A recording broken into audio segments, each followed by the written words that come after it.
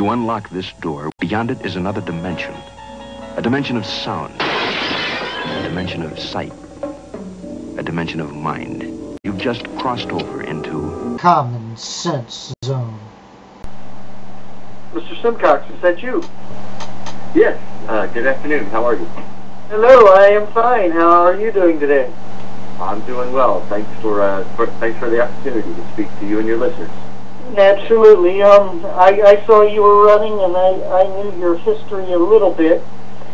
So just to introduce you, Mr. Simcox is running for U.S. Senate seat out in Arizona against John McCain. So he's going to be fighting the establishment, basically, from what I've seen in the past. He was a teacher on 9/11, recognized the need for border security, and decided he'd move to Arizona and found the Minutemen, and you know who they were if you've been watching the news at all. They were the citizens who decided to watch the border for us when our own government wouldn't listen to us.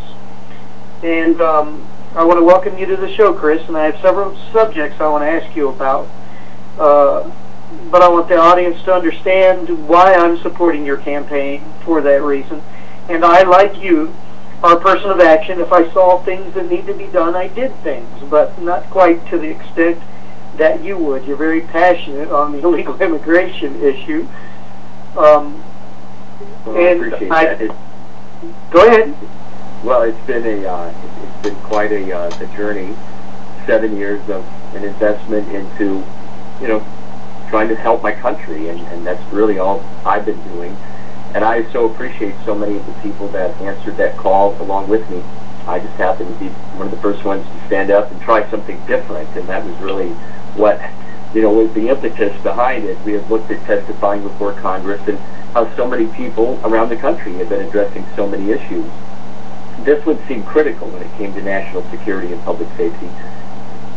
And so we decided to try something different, which was actually say, well, in the absence of government, we are government, and we're a community organization, a community service organization. As many times now I say, well, I didn't realize 7 years ago I was just a community organizer.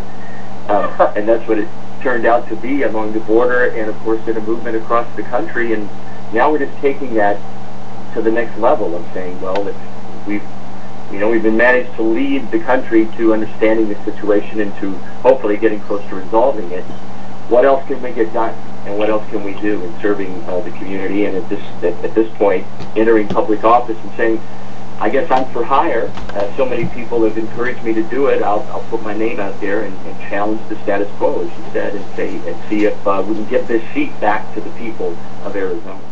And to get this right, you have not served in any public office whatsoever other than as a school teacher, basically, which that's almost public office because it's a fake.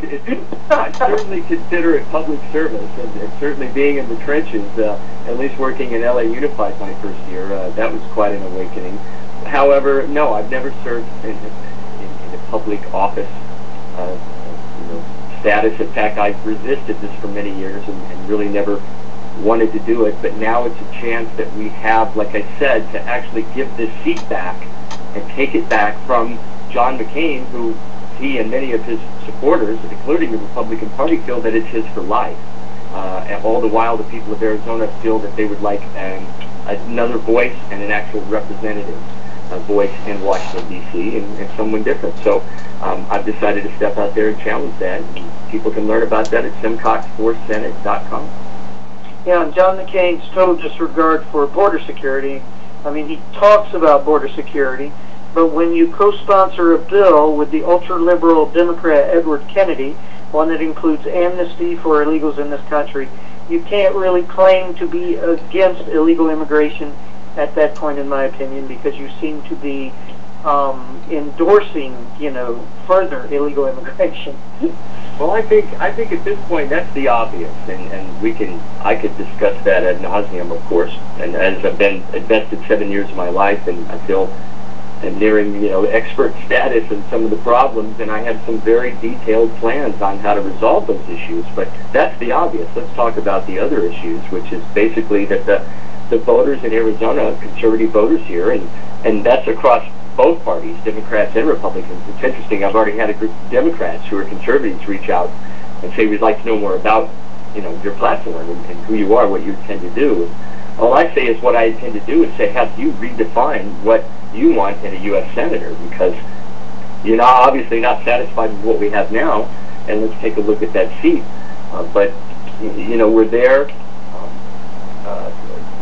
reaching out to people and saying, this is about the platform. John McCain obviously shows no respect to, and basically shows contempt for some of the platform. So all I have to do is stand on the fact that I feel comfortable with the Republican Party now, and because of their platform. And it took me years to get cozy with it again until I had everything lined up the way that I think that met, my ideology and what I believed in was good for the country as a whole. And that's family values and everything that the Republican platform is about. So I'm there to support that. I really don't care about John McCain or what he's done or will do. We know what his voting record is, but we're looking for someone who will actually put the party platform first and stand on principle. And Chris, I've already seen some people sniping at you and trying, because the problem is we don't have many. I won't say we don't have any, but we don't have many with real core principles and values, and they're trying to snipe at you. And one thing I saw that I wanted you to get an opportunity to speak on is some people say that you're at odds with your beliefs in that you support education for children of illegal immigrants. And they say, well, that goes contrary to everything he's ever said. So can you explain to the audience your stance and your thoughts that led you to your stance? Well, certainly, when this issue being the most divisive and intractable issues for almost a decade now, we've wasted so much national energy on it. So many people dismiss the obvious, but because people have such a visceral reaction to it, yeah, there are people on our side who will take any comment out of context.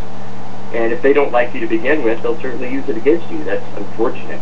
Look, I made some common sense, and since this is the common sense zone, I made some common sense comments about the fact that, yes, look, right now, the children who are here, albeit the children of illegals, or whether they're illegal themselves, and that are in our public school systems because of the way the laws are written, there's not much you can do about that right now, unless you're going to get the federal government behind going door to door, school to school, and pulling these kids out and checking their immigration status.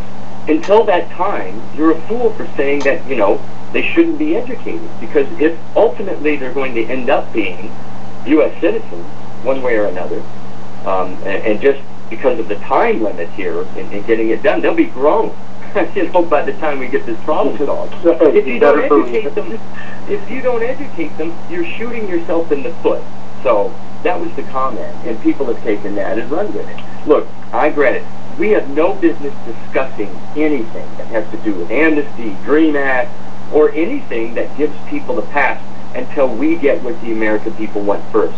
Secured borders and an immigration port of entry that works to our benefit, meaning it's secure, and it's a national security imperative, and clearly a public safety imperative now when we look at the potential of the pandemic and the pandemic of crime and violence that has especially in scarred every city across this nation almost, and that is what people continue to ignore. I'm Barack Obama, and I approve this message.